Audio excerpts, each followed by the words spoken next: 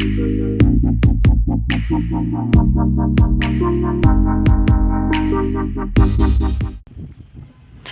Kenhun kata karang Dajit United FC bat ka klik Mauli Youth Club kila long ki balapan kre banyak kini ia kanam ladu na kajingi kun ya ka final jeng ka Meghalaya State League ar hajar ar pulai ka ban long minta kasi sajan ya ka por lai beje Hamadan first ground jong ka SSA Stadium pol ba kajingi lakai ka abakot hi ba poi final ke jingi kun ka breng long breng karang Dajit bat ka klik Mauli karang Dajit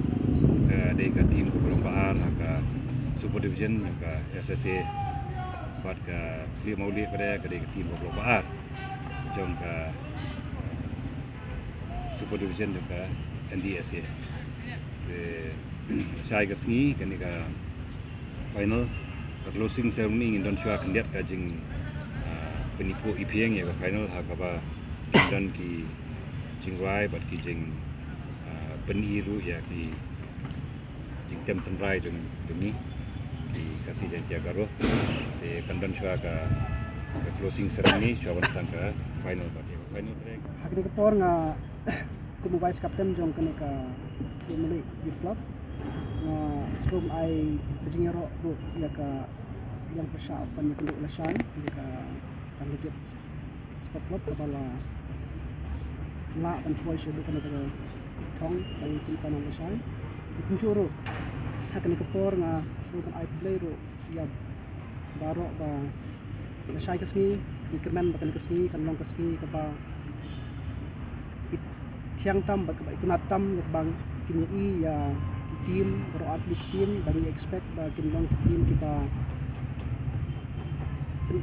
yun partri tenat sisa ya perkom ya kai final kita me kita ba 1% kuncuro ni ngits kam ba nakalem jongiro yung baki sapti kong di bangidon yung baki jingtrace tom gitu ni baki ka bangi la gelek kai na di kapas dang idon hi ka jingtu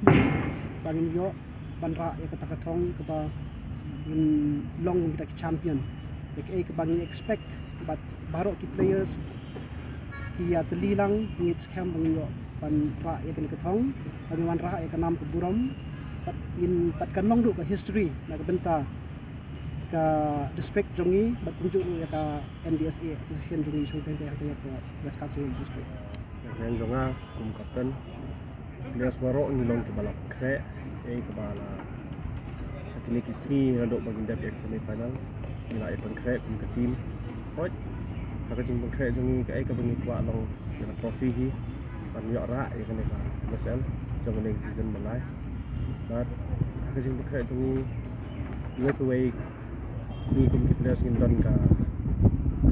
don kata ka jing Karmen Mahindra te ni kmilti balasay kasni abangin ya kun ya ka finals ane ay ka babahatam